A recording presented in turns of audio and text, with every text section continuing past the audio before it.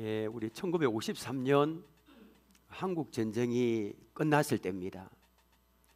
미국의 저명한 사회학자 몇 명이 특별한 목적으로 우리나라를 이렇게 다녀간 일이 있습니다. 전쟁이 끝나고, 여러분, 큰 전쟁이 치르고 나면 의례적으로 후유증이 있습니다. 전쟁에 과라든가 가장 큰 게 후유증이 전염병입니다. 전쟁에 죽는 사람도 많지만은 그에 못지않게 아프리카나 더운 지방에는 전염병이 많이 생깁니다.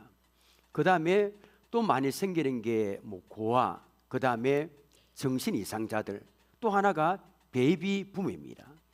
베이비붐은 전쟁 기간 동안에 아이를 낳지 못하다가 아이를 낳을 그런 환경이 됩니까, 여러분? 못하다가 전쟁 끝나면 갑작스럽게 아이를 많이 낳게 됩니다. 자, 이것은 사회학자들이 연구한 거의 상식처럼 되어 있는 전쟁 후에 나타나는 현상입니다. 그런데 이상하게 우리나라는 안 그런 겁니다.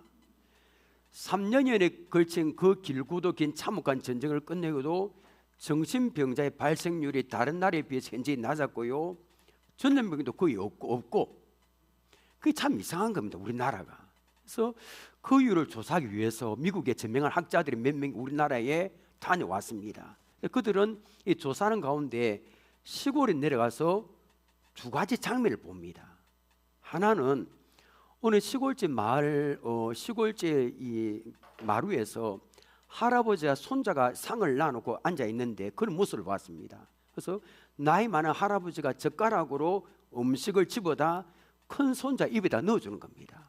때로는 할아버지가 입에 한번 넣고 나서 뼈 같은 거 추려갖고 넣어주는데 두려운 것도 모르고 손자 넣었으면 거리낌 없이 덥석 받아 먹는 겁니다. 그래서 이게 사역자들이 참 희한한 나라다.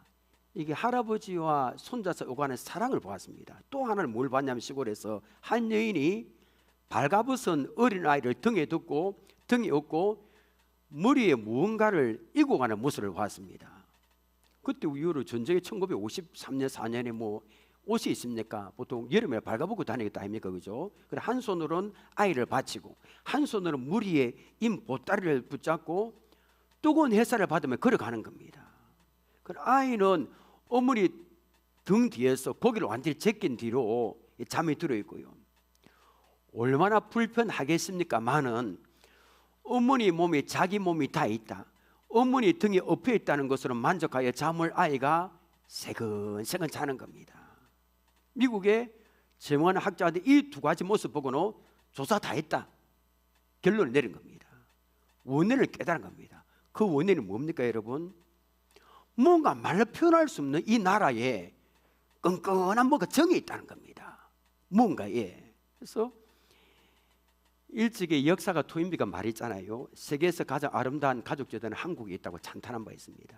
여러분, 온 세계가 부러워하는 부모는 자녀를 사랑하고 자녀는 부모님에게 효도하는 가족제도를 우리는 가지고 있었습니다. 지금은 이 세계가 불우한 가족제도가 많이 무너졌고요, 어쩔 수 없이 많이 변질이 됐습니다.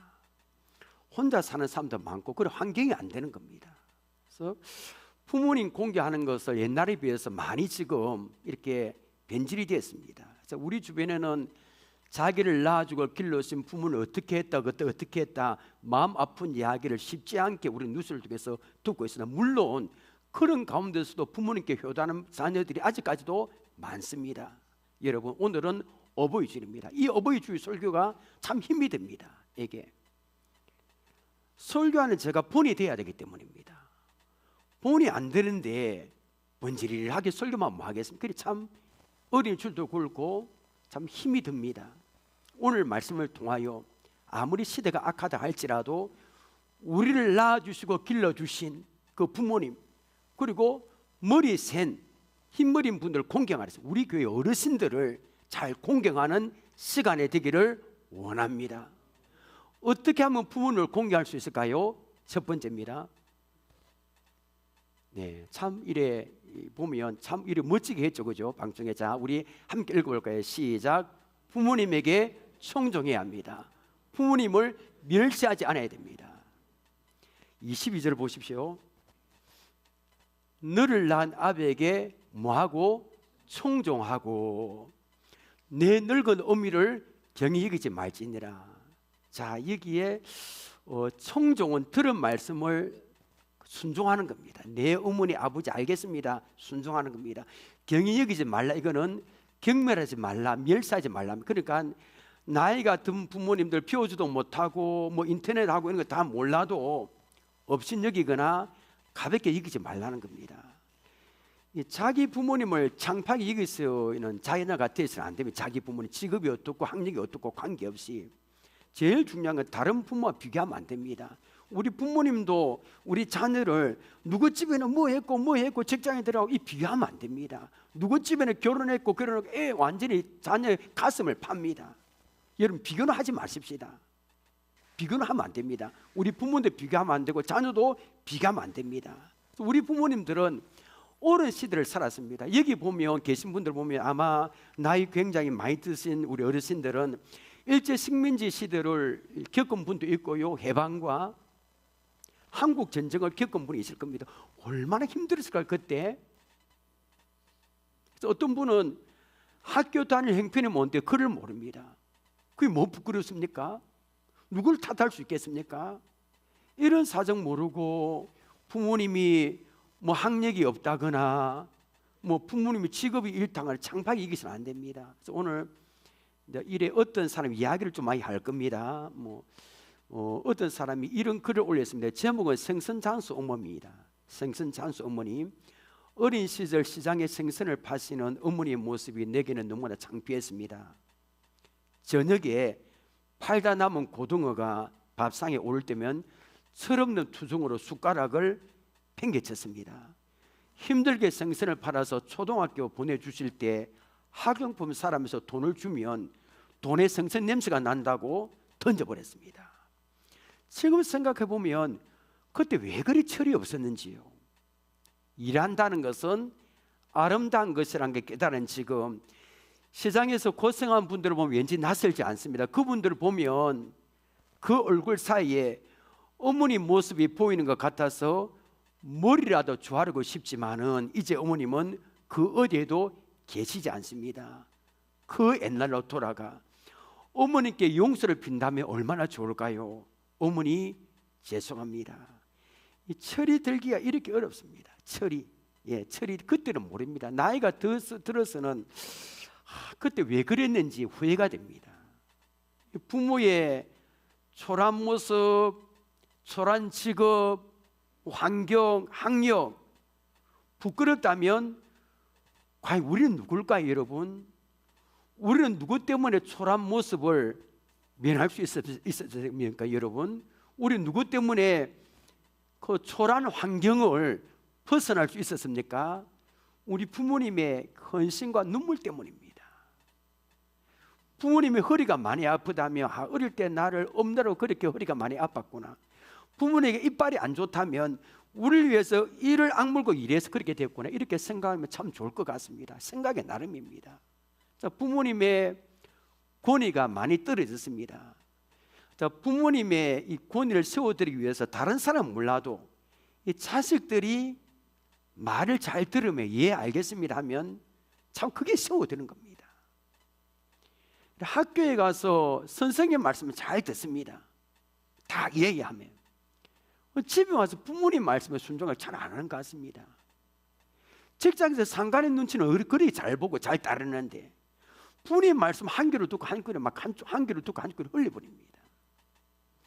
에베소 6장 1절 보십시오. 자녀들아 주 안에서 너희 부모에게 순종하라. 그 다음에 함께 읽겠습니다. 시작. 이것이 옳으니라. 여러분 참 우리 부모님들 옛날에 참 고생 많이 했는데 그분을 왜 공경하고 순종해야 됩니까? 그것이 옳기 때문에. 이 옳다가 정말 중요합니다. 이 옳다가 어렵답니다. 이 의는 이 하나님과의 바른 관계를 말할 때 사용하는 단어입니다. 그러니까 하나님과 바른 관계를 맺기를 원하는 사람은 먼저 누구와의 관계? 부모와의 관계를 바르게 맺으란 겁니다. 영적 질서입니다. 하나님 우리에게 순종하는 부모를 주셨습니다. 그러니까 보이는 부모에게 순종하지 못할진데 보이지 않는 하나님께 순종한다는 말은 이거는 안 됩니다. 이게 안 됩니다. 그래서 골로새서 3장 20절 보십시오. 자녀들아, 이게 모든 일입니다. 근데 이거는 또 모든 일이 아닌 경우도 있거든요. 나중에 말씀하겠습니다. 모든 일에 부모에게 순종하라. 이는 주 안에서 기쁘게 하는 것이니라. 자, 자녀는 이 부모님의 말씀을 잘 따라야 됩니다. 순종해야 됩니다. 19절 보십시오.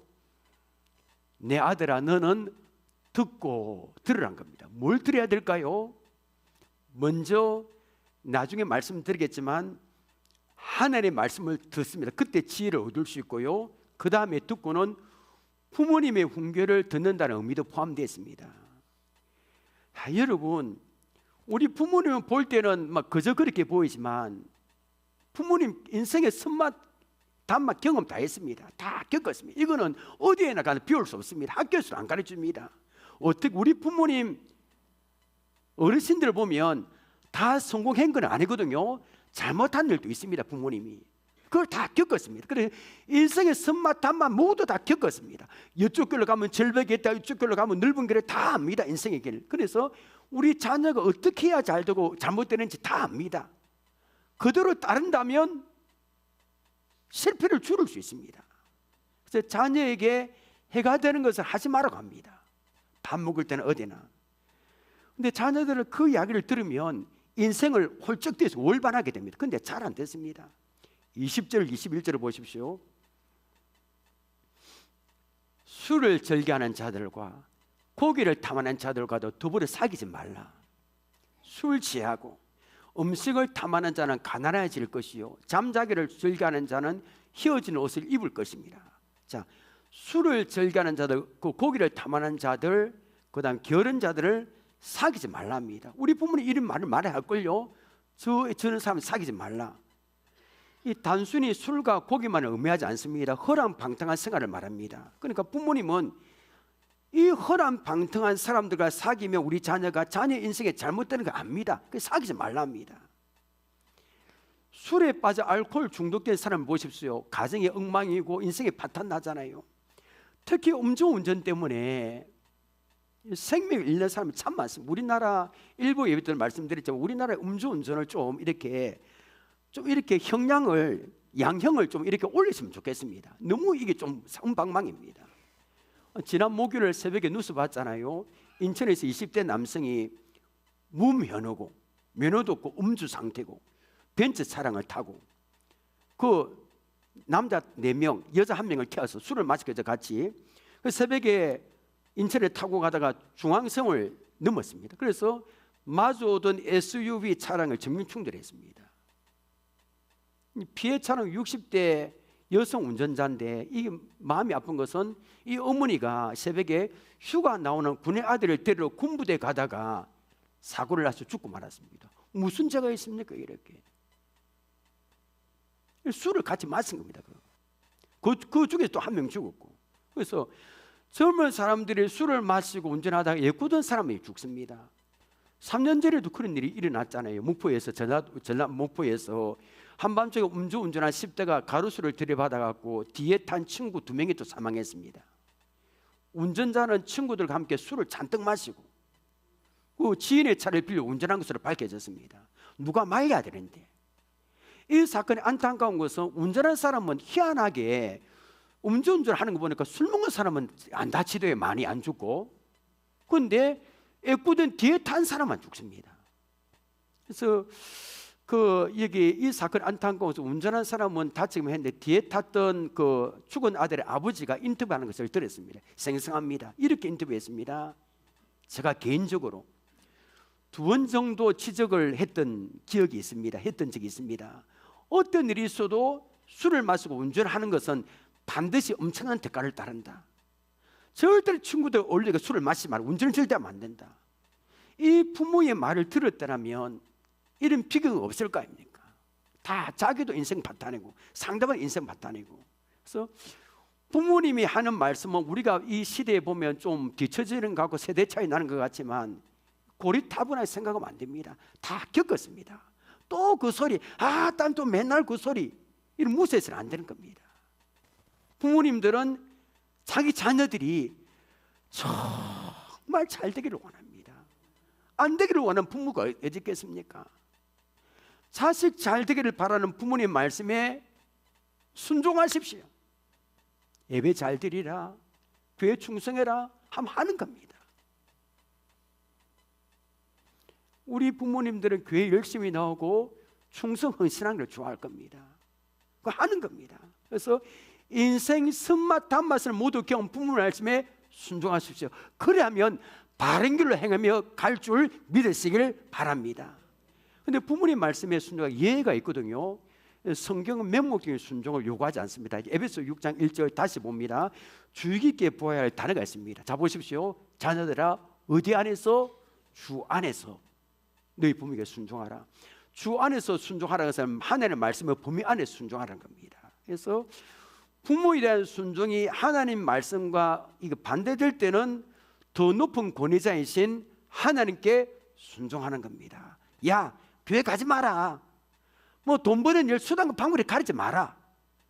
뭐 예수 믿지 마라. 이러면 이거 순종해서는 안 되잖아요, 그죠? 그때는 더 높은 분에 계신 하나님 말씀에 순종하면 되는 겁니다. 자, 첫째는 그러니까 부모님 말씀에 종종 부모를 경히 여기지 말라. 두 번째는 어떻게 하면 부모님을 이렇게 공경할 수 있을까요? 둘째 봅니다. 함께 읽겠습니다. 시작. 부모님을 즐겁게 해드려야 됩니다. 이거는 쉽습니다. 제가 오늘 하는 이야기는 뭐 어렵지 않거든요. 조금만 있으면 할 수 있습니다. 자, 25절 보십시오. 내 부모를 즐겁게 하며 너를 낳은 어미를 기쁘게 하라.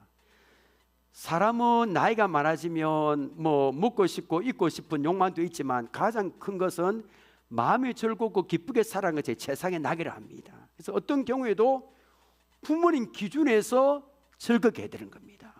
옛날 어느 도시에 사는 어느 효자가 있습니다. 도시에. 그래서 그는 어떤 시골에 자기보다 훨씬 잘하는 효자가 있다 이야기를 듣고 이렇게 가봤습니다. 시골 효자집은 초가상가 허물어지는 그냥 낡은 가난한 그런 집이었습니다. 그 마당 입구에서 서성이고 있을 때 낡은 옷을 입은 아들이 뭐 짐을 나무 짐을 한 전 짊어지고 집으로 돌아오는 겁니다. 어떻게 하나 봅니다. 그래서 나이 드신 어머니가 불이 낮게 부엌에서 뛰어옵니다. 그리고 어머니는 아들이 해온 나무짐을 지게를 받아주고 아들의 손을 잡고 마루에 앉혀놓고 부엌에 또 뛰어가는 겁니다.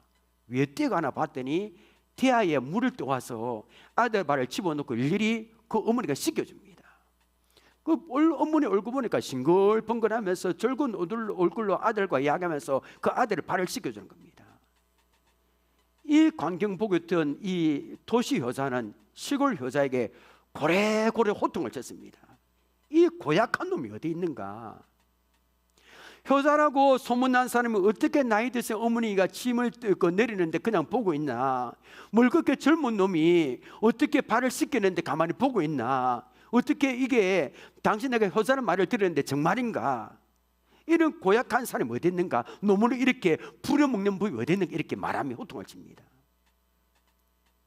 그러자 가만히 듣던 시골 효자는 이런 말을 했습니다. 나는 내가 효자인지는 모릅니다. 그러나 우리 어머니는 내 짐을 받쳐서 내려주고 내 발을 씻기는 것을 그렇게 좋았습니다. 나는 어머니가 좋아하는 일을 할 뿐이지 내가 좋아하는 일을 하는 게 아닙니다. 시골 효자의 말을 듣고 있었던 도시 효자는 망치로 한 대 얻어맞은 큰 충격을 받았어요. 왜냐하면 자기는 어머니에게 효도를 굉장히 잘했다고 놀러 다니고 이렇게 다니고 이랬는데 한 번도 어머니가 웃거나 즐거워하는 모습을 본 적이 없었기 때문입니다. 어머니가 좋아하는 일을 한 것이 아니라 자기가 좋아하는 일을 한 겁니다. 어머니 기준에 맞춘 것이 아니라 자기 기분에 맞춰서 한 겁니다. 가만히 보면 우리도 얼마든지 이럴 수 있다고 봅니다.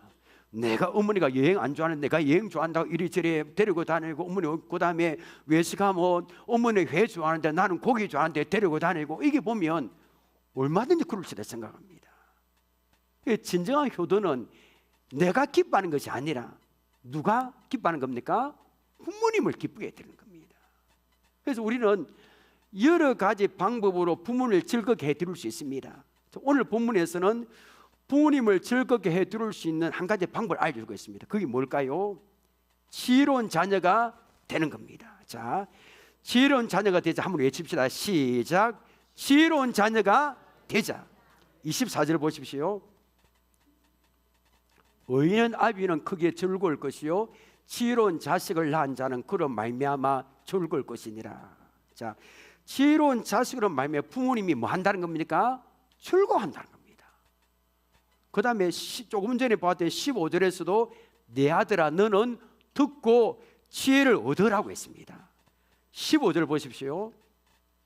내 아들아 만일 내 마음이 지혜로우면 나고 내 마음이 즐겁겠고. 자, 이렇게 부모를 기쁘게 즐겁게 해드리는 방법이 무엇입니까? 지혜로운 사람이 되면 지혜로운. 여러분 질색과 지혜는 같을까요? 틀릴까요? 다릅니다. 질색은 정보를 알고 이해하는 것을 말하고 이게 지혜는 질색을 바탕으로 올바른 결정을 내리는 능력을 말합니다. 그러니까 지혜는 질색을 어떻게 활용하느냐에 따라 달려 있습니다. 요 사이는 부모님이 다 이렇게 벌어서 학교 공부를 시키기 때문에 질색이 있는 자녀는 많습니다. 그 지혜로운 자녀가 많지 않습니다. 똑똑한 자식은 만들었는데 착한 자식이 아닙니다. 버릇도 없고요. 공부는 많이 시켰는데 막 부모님이 아침부터 밤까지 공부를 많이 시켰는데 나중에 보니까 이 사람이 아닙니다. 인생이 안 갖춰졌습니다. 못 쓰게 된 겁니다. 지혜는 히브리어로 살아가는 기술을 말합니다.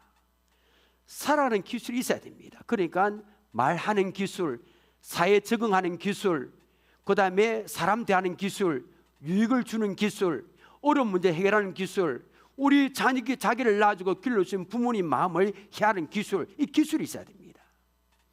이런 살아가는 기술이 없으면 부모님을 기쁘게 해드릴 수 없는 겁니다. 부모님이 뭘 원하는지도 알 수가 없는 겁니다. 여러분 기독교 이 잡지, 기독교 월간지 낮은 울타리가 있습니다. 30년 이상의 이 역사를 가졌는데 기독교 서적 월간지의 낮은 울타리에 한 주부가 글을 올렸는데 잘 들어보십시오. 내용은 이렇습니다. 저도 이걸 보고 설교 준비하면서 그렇다면서 우리 어머니 이야기를 듣는 데는 커다란 오해가 필요합니다. 말하자면 귀를 거꾸로 달든지 뇌를 거꾸로 조직해야 한다는 이야기를 시작합니다. 아가 나 지금 너네 집으로 간다. 그런데 나 저녁 먹고 갈란다. 아니 어머니 왜요? 어서 저희 집에 오셔서 저희랑 같이 드세요. 이라면 아니다 그냥 물 말아 먹고 갈란다. 전화는 그렇게 일방적으로 끊겠습니다. 그리고 저녁 먹고 오시는 줄 알고 있으면 어머니 갑자기 들이닥치신다. 보따리 가지고 오신 거 받아 내려놓고 어머니 저녁을 왜 물 말아 드셨어요? 하였는데 앞불사 속았구나.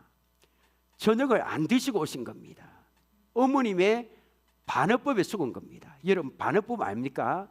말은 이렇게 했지만 진실이 아닌 거, 정반대로 말하는 거. 정말 나이 드신 분들은 이렇게 말하더라고 보니까 이제 어머니에게 속지 않겠다고 굳게 다짐합니다. 아가 이번 어버이날은 절대로 선물 같은 거 사가지 말거라. 이러면 꼭 선물 사가야 된다는 겁니다. 아가 길도 막히는데 오지 말라면 무조건 가야 된다. 이 반대로. 아가 고기 같은 거 사올 필요 없다. 많이 있으면 고기를 꼭 사가야 된다는 겁니다. 아가 이번 아버지 생신 때 아버지랑 여행 간다. 오면 헛거립니다. 무거운 거 들고 오지 마라. 무거운 거 들고 오면 없으니까 그냥 가야 된다. 그렇게 안 가면 큰일 난다는 겁니다. 그렇게 전해놓고 어머니는 온종일 밖에 나와서 기다리신다는, 이게 어머니 부모님 마음입니다. 이 반어법은 어머니가 자식을 골탕 먹이는 것이 아니라 자식한 사랑의 표현입니다.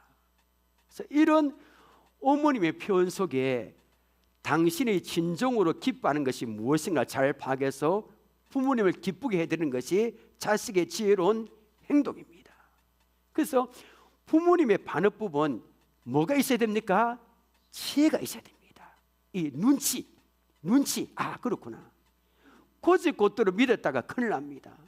제가 담임 목사가 되고 나서 이렇게 신방한 이야기를 병원에 이렇게 병원 입원했는데 어떤 분은 절대로 오지 마십시오. 절대로 누구를 통해서 목도 구역장을 처음에는 고지 곧들이 믿었습니다. 절대로 오지 마. 절대로 안 갔습니다.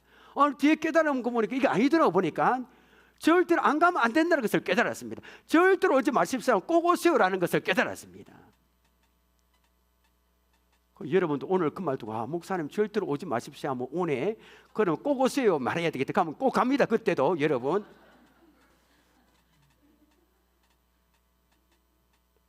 이게 반응법이 있습니다. 부부 사이도 있잖아요.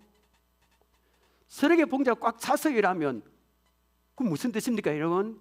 비우라는 겁니다. 남편이 마음대로 해요. 마음대로 하면 됩니까 여러분? 그날 저녁밥은 없습니다. 조심해. 그 뜻입니다. 이거 처음에 저도 못 깨달았습니다. 우둔해서 살다 보니까 깨달은 겁니다. 이게 아니구나. 예. 그래서 진수성찬을 해드려도 즐겁고 기쁘지 않으면 부려고, 돈 보내주고 뭐 해도 자기 손자 손녀를 데리고 부모님을 원하는데 돈다발을 갖다 드리고 보약을 지어들어도 부모님이 즐겁고 기쁘지 않으면 아무 소용이 없는 겁니다. 제가 보니까 효도는 어떤 공식이 있는 게 아닙니다. 그냥 부모님을 즐겁고 기쁘게 해야 되는 겁니다. 그러므로 부모님이 어떻게 하면 기뻐하는지 즐거워하는지 이게 지혜가 필요합니다. 세심한 관찰이 필요하고 대화가 필요합니다. 자, 우리는 얼마나 부모님의 마음을 알고 있습니까? 부모님의 마음을 얼마나 알려고 노력합니까 여러분? 24절 다시 보십시오. 의인은 아비를 크게 즐거울 것이요 지혜로운 자식을 낳은 자는 그로 말미암아 즐거울 것이니라. 여러분, 우리의 말과 행동이 지혜로워지기를 원합니다. 우리의 말과 행동 지혜로 말미암아 우리 부모님의 어르신들이 기뻐하고 즐거워하게 되기를 원합니다. 그럼 여러분, 지혜를 얻을 수 있는 길은 뭘까요? 이 지혜, 많이 배우고 똑똑하면 지혜가 생깁니까? 그런 것도 있지만 그것도 아닙니다. 어떤 경우에는 이 배운 것 때문에 오히려 죄를 더 지을 수 있습니다. 어느 감옥에 수감된 죄수가 있었습니다. 간수가 보니까 이 죄수가 글도 읽지 못하고 글을 쓰지도 못하는 겁니다. 간수가 생각하기를 이 사람 그저 너무 무식하기 때문에 이런 억울한 일을 당했구나, 죄를 범했구나 하고 죄수에게 정성껏 글을 가르칩니다. 글만 알면 이 사람이 자기 문제를 해결할 줄 생각했습니다. 죄수는 틈틈이 이 죄수에게 글을 다 이렇게 읽고 쓸 수 있게 다 가르쳤습니다. 그래서 감옥 생활을 다 마친 죄수는 간수에게 고맙다 인사하면서 이제 새 사람 되어 살겠다, 멋지게 살겠다 하면서 떠났습니다. 그런데 얼마 후에 그 사람이 또 감옥에 들어왔습니다. 그렇게 그를 가르쳤는데 그 의아하게 생각한 간수가 어떻게 다시 들어오게 됐냐 물었습니다. 죄수는 이번에는 문서 위조죄로 들어왔다 했습니다. 이 사람이 그렇습니다. 여러분, 많이 배우면 지혜로운 게 아니라 그 배운 것 때문에 더 다른 죄를 지을 수 있는 겁니다. 우리가 공부해서 지식을 습득하는 것으로 지혜로워지는 거 아닙니다. 여러분, 그럼 지혜를 얻을 수 있는 길이 뭡니까? 바로 하나님의 말씀을 듣는 겁니다. 하나님의 말씀을 들으면 지혜로워집니다. 지식은 세상에서 얻을 수 있는 게 아니거든요. 지식은 세상에 얻을 수 있죠. 지혜는 세상에 얻을 수 있는 게 아닙니다. 지혜는 하나님의 말씀을 통해서 얻게 되는 줄 믿으시길 바랍니다. 시편 19편 7절 보십시오. 여호와의 율법은 완전하여 영혼을 소성시키며 여호와의 증거는 확실하며 가치 있습니다. 시작. 우둔한 자를 지혜롭게 하며. 하나님의 말씀은 우둔한 자를 지혜롭게 합니다. 지혜가 그냥 생기는 겁니다. 여러분, 성경은 지식의 차원이 아니라 삶의 현장에서 부모님을 기쁘게 할 수 있는 지혜를 강조하고 있습니다. 자, 지혜로운 사람이 되는 것 외에도 부모님을 즐겁게 해드리는 것 여러 가지입니다. 제가 보니까 자주 찾아가는 겁니다. 자주 찾아가고 전화 자주 하고. 저도 뭐 이렇게 이 부분 잘 못합니다. 예. 노인 문제를 연구하는 사람들의 조사에 의하면 노인들에게 가장 참고 힘든 게 있답니다. 바로 뭘까 여러분? 고독입니다. 제가 어제 영상 한 개 봤는데 12년 전에 그 2013년도 영상을 추적 KBS 보게 됐습니다. 보니까 이 KBS 우리나라의 고독사에 대해서 이렇게 연구를 굉장히 깊이 했는데, 그때 2013년에 우리나라에서 고독사로 죽는 사람이 매일 하루에 5명이라 했습니다. 지금은 10명 될걸요. 고독사로 그냥 혼자 위롭게 있다가. 그런데 보니까 인터뷰하는 보니까 옆에 있는 사람 주인하고 물으면 아무도 몰랐다는 거다. 죽은 지 며칠 지나고 한 달이 지났는데도 사람이 안 찾아온다는 겁니다. 고독에서 죽는다는 겁니다. 그러니까 멀쩡하던 빛이 하나씩 둘씩 이렇게 다 빠져나가는 것처럼 친구도 하나 둘씩 떠나가고, 키우는 자식도 출가해서 떠나가고, 할 일도 점점 없어지고, 또 이렇게 내 곁에 모든 게 떠나고 있다는 느끼는 마음, 죽음을 향해서 걷고 있다는 그 마음, 이것이 노인의 고독입니다.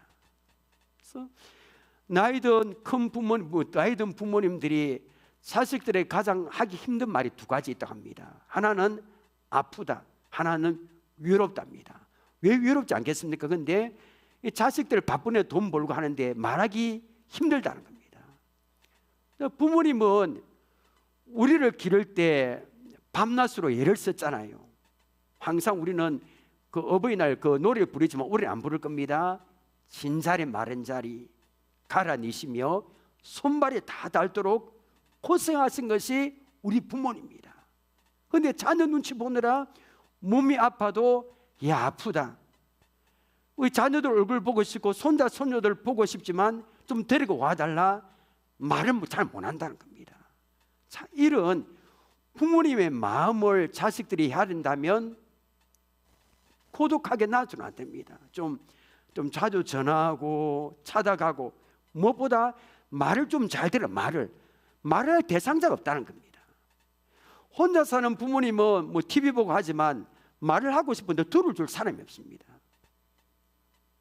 인터넷 뉴스에서 보니까 자식들을 따라서 미국으로 이민 간 할머니 이야기가 나왔는데, 그 할머니가 말을 못해서 병원에 입원했습니다. 할머니 병명이 뭘까요? 말을 못한 병입니다. 아들과 며느리는 바빠서 막 이렇게 출근해버리고, 뭐 미국이니까 말을 할 사람도 없고 대화도 안 되고 하루 종일 입 한 번 뻥끗 못 하고 앉아있으면 병이 막 든 겁니다. 사람에게 말동무가 있어야 되는 겁니다. 그러니까 이게 부모님 절극해야 되는 거 가라 뭐 어려운 거 조금만 신경 쓰면 다 할 수 있는 겁니다. 찾아가서 하면 전화상으로 말을 이해하고 말하고 말 잘 들으는 것이 효라는 겁니다. 그리고 가장 중요한 것은 자녀들이 아프지 않은 겁니다. 행복하게 사는 것, 부모님을 즐겁게 해드리는 겁니다. 부모님의 자녀들이 출세하고 뭐 이렇게 돈 많이 벌고 하는 것보다 이 병들어 아픈 이 자녀를 보면 내가 대신 아플 건데 너무나 고통스럽습니다. 그래서 자녀들이 큰 돈 못 벌어도 그냥 가족끼리 오손도손 행복하게 사는 것이 부모님을 기쁘게 해드리는 겁니다. 그래서 여러 가지 많습니다. 결혼하는 거 하는 그것도 우리 마음대로 됩니까? 그래서 가장 중요한 것은 우리 부모님 예수 믿게 하는 겁니다. 우리 힘으로 잘 안 되지만 그래도 하나님께 기도하고 부모님께 이야기하고 또 이야기하고, 아버지 어머니 내 손이 이거다, 구원받게 하고 천국 가게 하는 것이 가장 큰 효도인 줄 믿습니다. 어떻게든 조금만 신경 쓰면 부모님을 효도하고 공경하고 즐겁게 해드릴 수 충분히 있습니다. 말씀 맺겠습니다. 옛말에 사람을 살만하면 간다 이야기를 많이 들었잖아요. 지금은 바빠서 애들 교육시키고 돈 번다고 뭐 부모님 제대로 이렇게 공개하지 못하고 형편이 피어지면 그때 부모님을 잘 모시고 이렇게 효도해야지 하는데, 형편이 피고 나니까 부모님이 가버리고 기다리지 않고 가버리시다는 이야기입니다.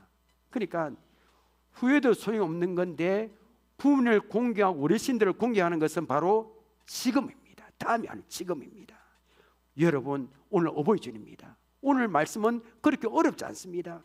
우리를 낳아주시고 길러주신 부모님에게 순종하시길 바랍니다. 내 생각과 다를지라도 네 알겠습니다, 충종하시길 바랍니다. 우리 부모님을 기쁘게 해드리시길 바랍니다. 뭘 좋아하는지 부모를 기쁘게 해드리기 위해서는 지혜가 있어야 되는 겁니다. 여러분, 이렇게 해서 부모님을 잘 공경하고 어른들을 잘 공경해서 잘 되는 복과 땅에서 장수하는 복을 받아 누리시기를 주님의 이름으로 축원합니다. 기도합니다. 하나님, 오늘 어버이 주를 말해서 내 부모를 즐겁게 하라, 이렇게 제목으로 말씀을 드렸습니다. 참 힘든 부분이 많고, 우리만 힘든 부분이 많고 시대가 좀 그렇다 할지 우리가 조금만 신경 쓰면 얼마든지 부모님에게 순종할 수 있고 부모님을 즐겁게 해드릴 수 있다는 사실을 알았습니다. 하나님 아버지, 우리 부모님, 우리가 알지 못하는 그 눈물, 우리를 키우고 자식들을 알지 못하지만 그 핏덩이를 안고 키운 그 부모님의 헌신, 눈물을 기억하며 우리 부모님을 경히 여기지 말고 순종하고 높여드리기를 원합니다. 우리 부모님 얼마나 살겠습니까? 즐겁게 해드리길 원합니다. 기쁘게 해드리기를 원합니다. 부모님 기쁘게 해드리기 위해서 지혜로운 자녀가 되기를 원합니다. 지혜를 저희들에게 주옵시고 부모님을 잘 공경해서 복된 우리 가정이 다 될 수 있도록 도와주옵소서. 예수님의 이름으로 기도합나이다. 아멘.